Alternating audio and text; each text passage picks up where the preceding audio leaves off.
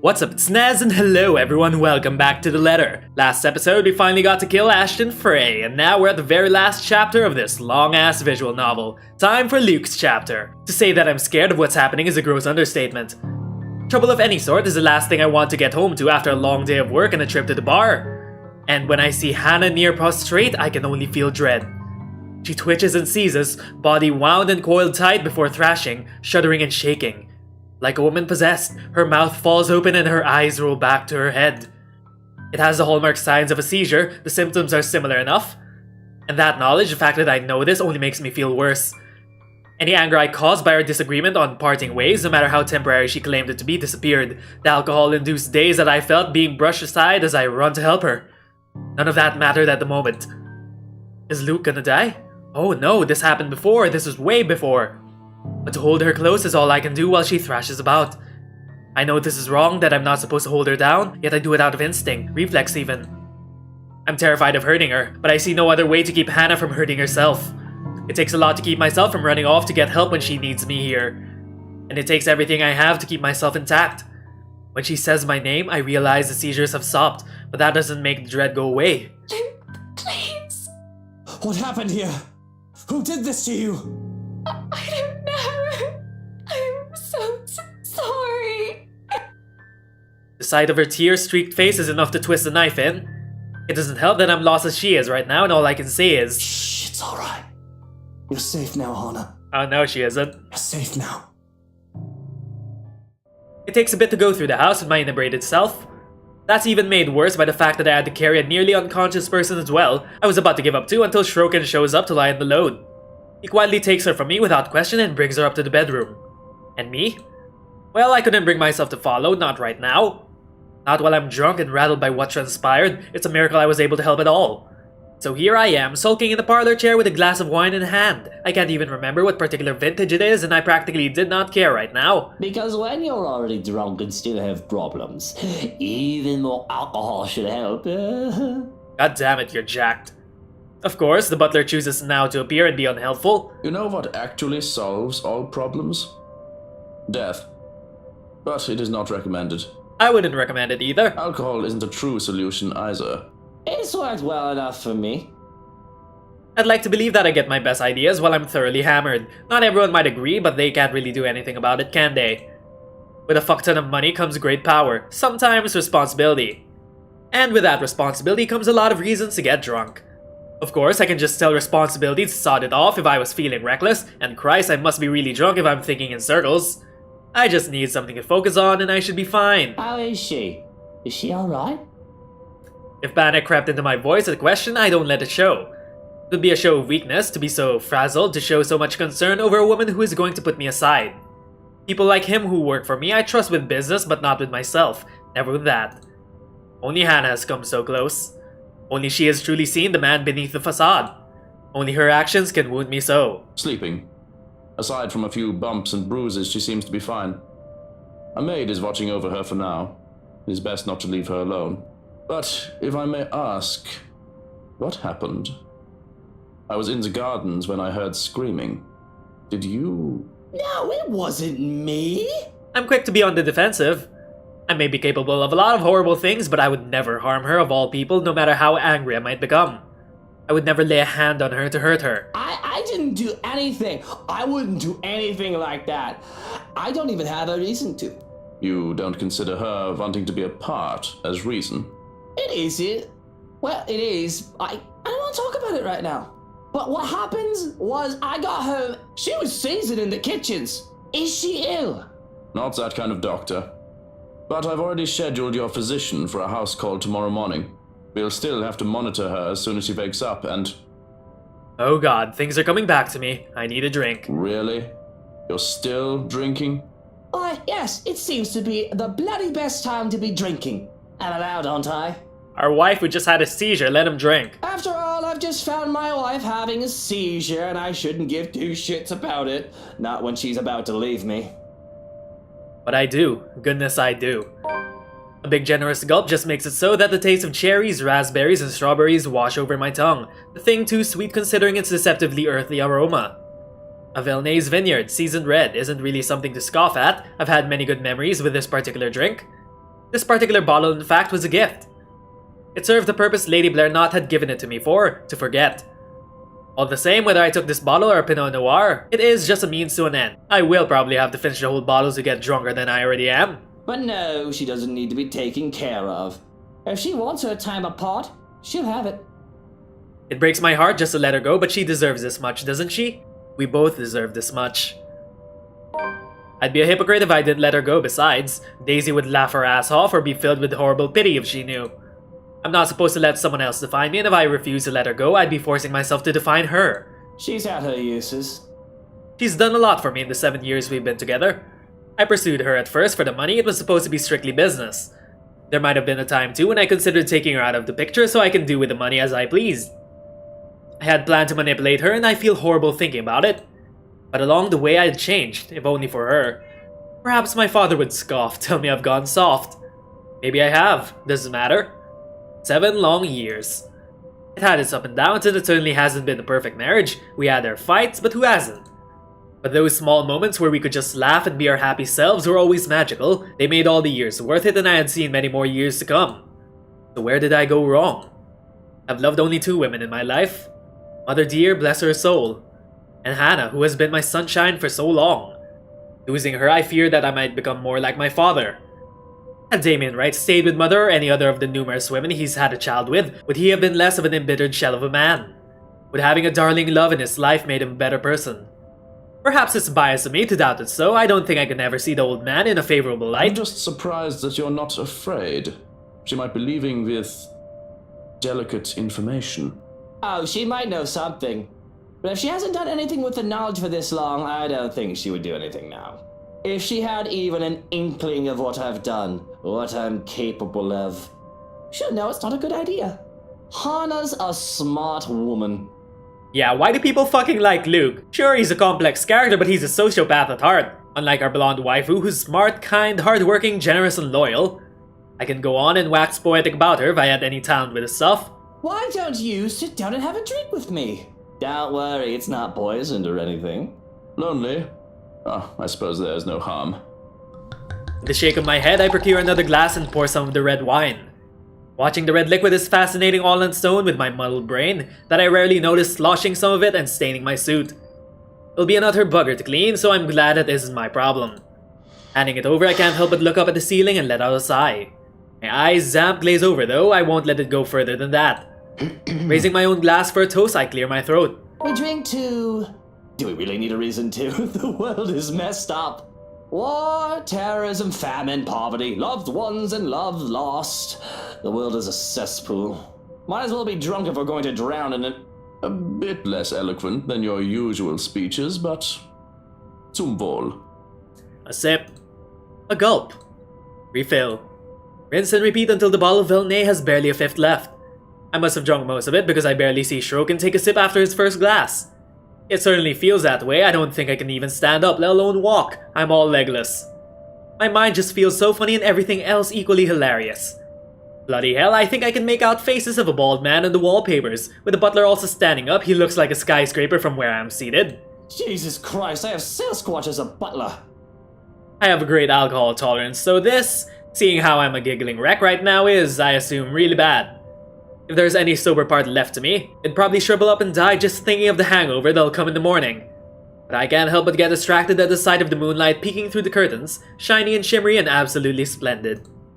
Even if the night brought calm, it is always the moon that enamored me so. It is a second sun, but just as beautiful as my sunshine. I want to go out and look at the moon. Mummy, I can't feel my legs. Mutter, I am not. Don't tell me I have to carry you upstairs to bed.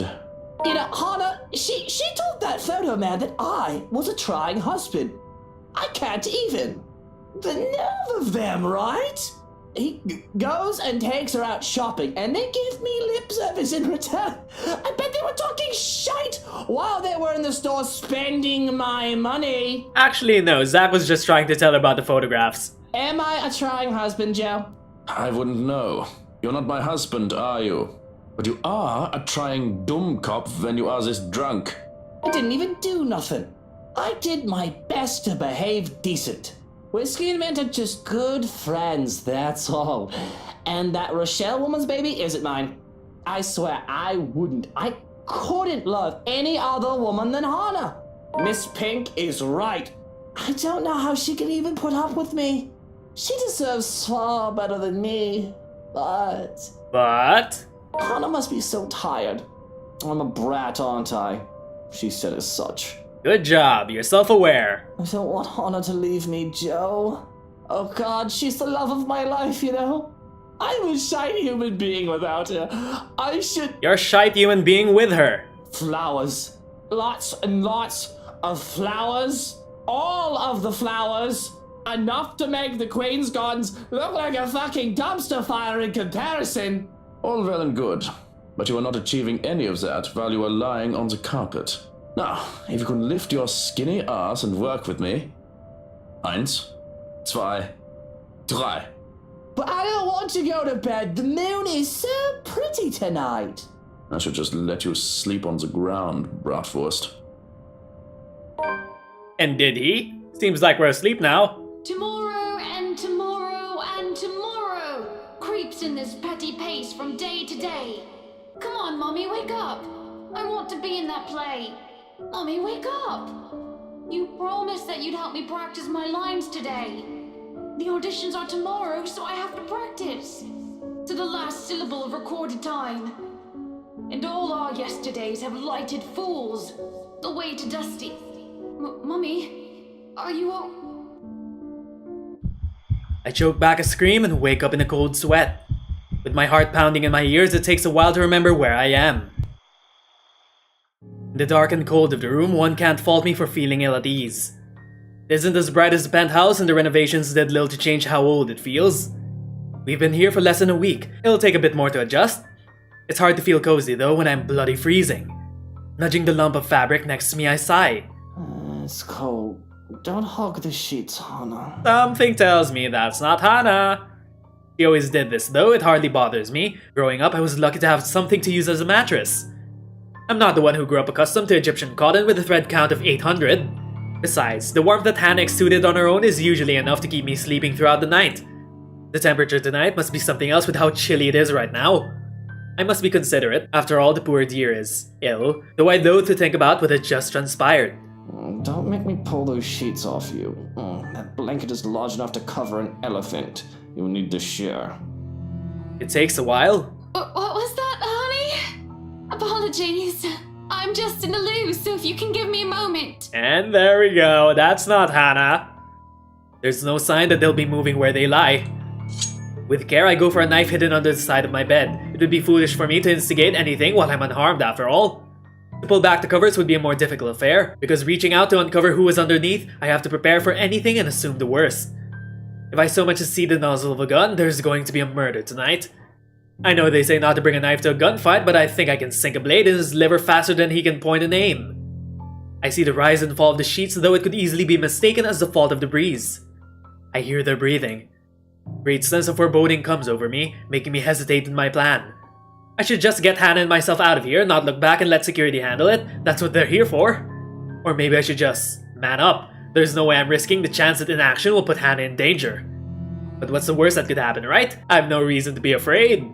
There's no boogeyman under the bed, no monster in my closet. If anything, these things should be afraid of me. Right? I grab a fistful of sheets and throw them aside. Hi there, Takako. Nothing. Nothing but a bunch of pillows stare back at me. Must be my imagination. I'd rather not think I'm going mad. It could very well be the stress getting to me, all this drama with Hannah. I've been doing well all these years, all things considered. I guess I do have a breaking point.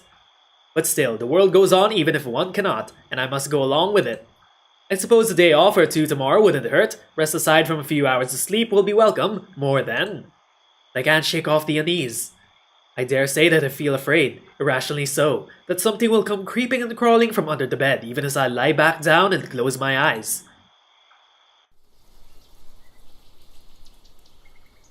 The odd dreams don't linger, thankfully. But with the morning comes another disturbance.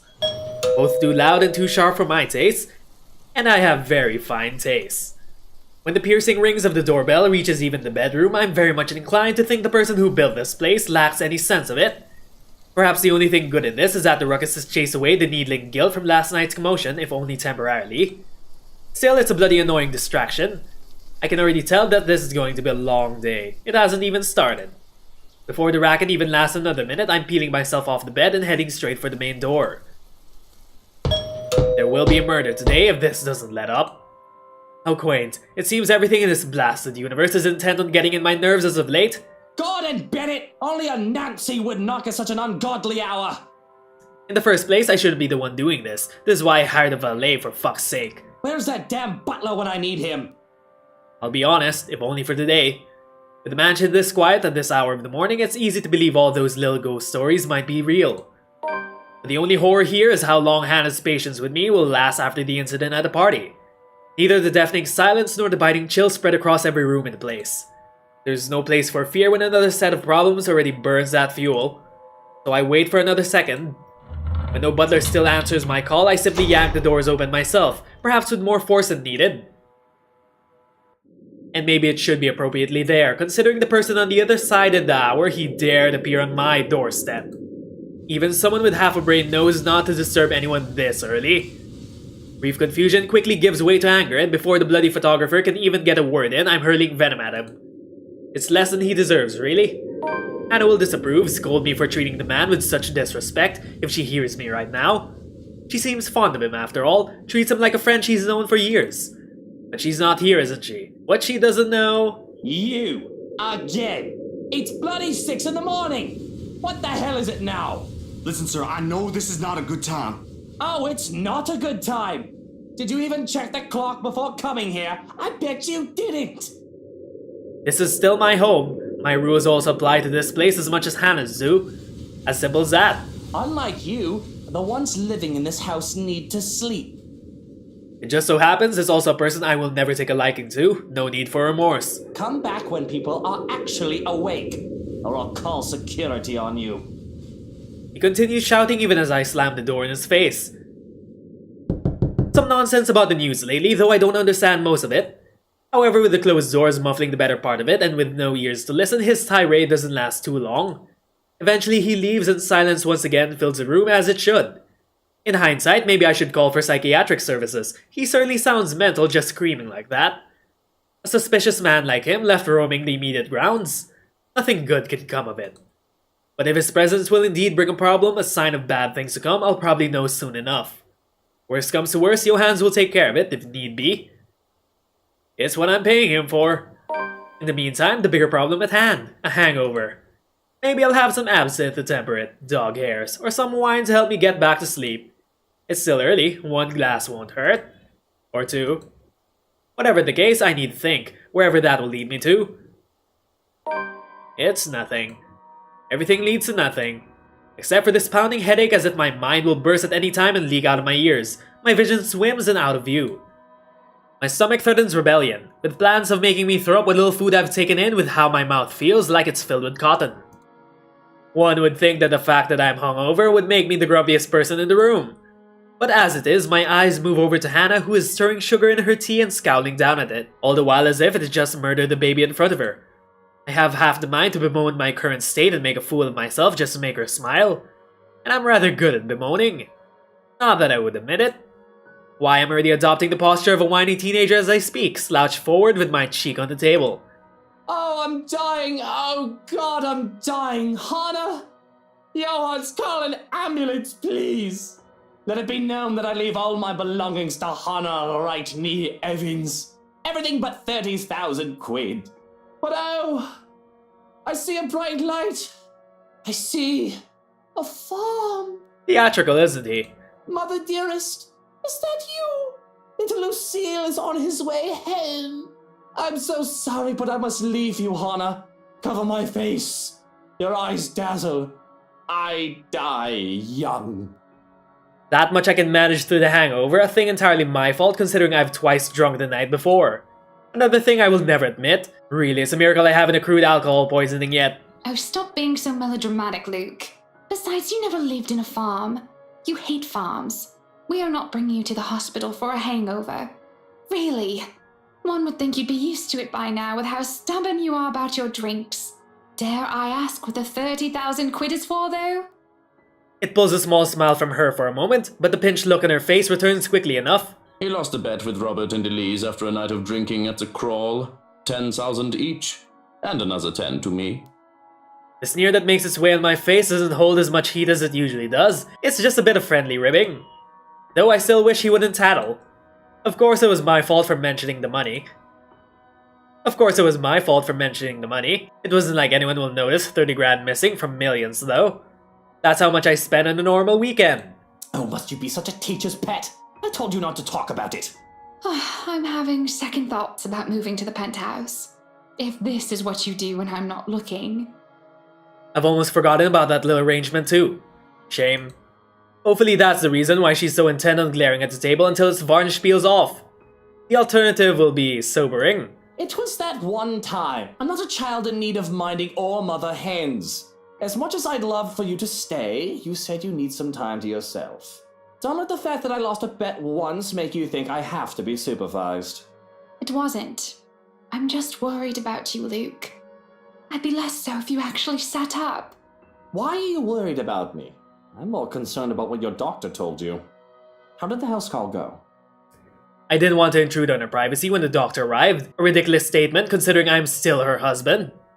But it wasn't like I could have done anything good being there, what with nursing a hangover and all. However, part of me feared what would be said, not to mention I trust that Hannah would tell me if it's something serious. Of course it's probably something bad, and I would be a fool to hope otherwise. I found her having a seizure for goodness sake. I should have rushed her to the hospital as soon as she awoke, but it was her insistence that kept me at bay. A cup of tea finds itself in my hands, an attempt to appease me, no doubt. But I don't bother to drink, let alone look up. If anything, I just press my forehead on the table to hide my childish pout on my lips. Not that this is any better. It was fine. The physician took some of my blood, and he scheduled me for a few lab tests tomorrow morning. I've already called for a driver and attendant to accompany me, so there's no need for you to worry. And what? You'll just be leaving me behind then? And I don't think you should be going anywhere alone. You hate hospitals even more than you hate farms, Luke. And Kylie's coming for your playdate tomorrow, remember? Ah yes, the playdate where we encounter Rebecca. Relax. I'm taking Johans with me if it makes you feel better. Herr Dr. Hobbs asked that I keep her under observation for the time being. Naturally, I'll be reporting my findings at the hospital. Sitting up, I run a finger over the rim of my teacup and mull it over. I do hate the bloody place. I thought hiring Johans would have been enough for me to avoid the place. Apparently not. Bloody doctors and bloody sick people, I don't want to catch anything contagious. I can't even tell crying people to shut up if they get too annoying, respecting their grief my ass. Save for a life and death situation, I'd rather avoid the mass graveyard that hid beneath the sterile air and white tiles. I guess you two can go without me. But I can't believe how naturally you two conspire behind my back. Don't expect my help if those bloody doctors bleed you two dry.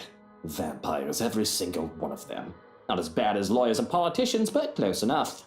You do know Carly will be upset when she finds out you're not here tomorrow. Again.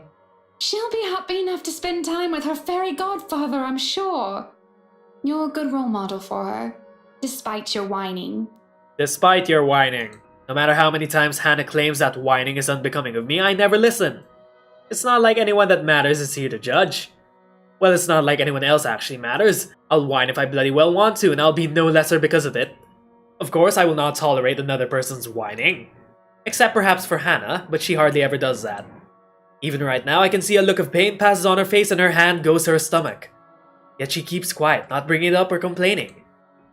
What should I do? Ask if she's alright, call for an ambulance. We should ask if she's fine first. Are you alright? Should we be concerned? Maybe we should bring you to the hospital now. I just feel a little queasy, that's all. A bit more tea in me, maybe some more sleep, and I'll be right as rain. I've spent a lot of time around people who lie for a living, and I can't help but feel that there's more to it than just that. Maybe it is just as she says and I'm overthinking it. But I trust Hannah will fess up before things can get any worse. She's never really lied to me before, nothing big at least. If you're sure, I'm just worried. You'll tell me if anything is wrong, right? You do know you can still trust me. That I do still care about you? I know that, I'm just going to be moving out soon. Even if it is for a short while, you won't always be there for me. Did you finish packing before you... I understand if you haven't, and I won't blame you if you've changed your mind after what happened. You can stay until you feel better. I'm still moving. It isn't like you can't visit to check up on me. Although that does somewhat defeat the point. It's amazing how Luke can be a piece of shit to absolutely everyone except Hannah. Luke, I'm a big girl. I'm going to get a checkup tomorrow, take whatever pills they tell me to get, and get over it. You really don't need to worry. I'm fine. Oh, I do so hate those words. I hide my scowl by taking a sip of the tea, fighting off the urge to hurl the cup at the wall. I'm fine, she says. A lie. Apparently the sour disposition I have, one not entirely born from my hangover, is still obvious. Without saying a word, Hannah puts her hand on mine and squeezes it tight. Her hands are cold and clammy, her grip is weak. I can see the small tremors that run along her shoulders and the paleness of her cheeks. She has yet to recover from what has happened to her. She's not fine. I'm not either. Fine. I don't need to like it, but fine. I don't think either of us really like it. But I do think it is for the best. Perhaps we should bring you back to bed. The sooner you are off your feet, the better. Is that some sort of roundabout way of saying that you want to sweep me off my feet and take me to bed? This isn't our honeymoon. I need rest, mister. I am aware that this is the farthest thing from our honeymoon. This isn't how things are supposed to be. Hannah isn't supposed to leave. I'm not supposed to let her. And if she ever did leave, it's supposed to be on my terms. Everything is going wrong. But I respect her enough to let her have her space, as she so puts it. However, if divorce is brought up, well, that's another matter entirely. Really now, you shouldn't have gotten up in the first place. Breakfast in bed exists for a reason. Come on then, back to bed you go. Are you going to carry me to bed then? You're far too heavy for that. Johans could carry you, if you'd like. Can you blame me if I enjoy food too much? I can walk, thank you very much. I don't say a word as she clutches my arm to steady herself. There's no protest as she uses me as a crutch while going up the stairs. But that's far as I want to go. Judging by the light blush on Hannah's face, she's gotten self-conscious about it too. Johans, look after her, and you stay in bed. I just need to go out. I'll have plenty of time to be lonely in the mansion by myself when Hannah moves out. For now, I can go and stretch my legs. Fresh air, all that. Breathe. And this is where we'll be stopping this episode of The Letter, everyone. It seems like we're learning a bit more about Luke's own interpersonal relationships, especially with Hannah. I sort of expected it to just continue off after the last chapter, but nope, we're back here. Anyway, until then, my name is Nez and thanks for watching. See you all next time. Bye, everyone!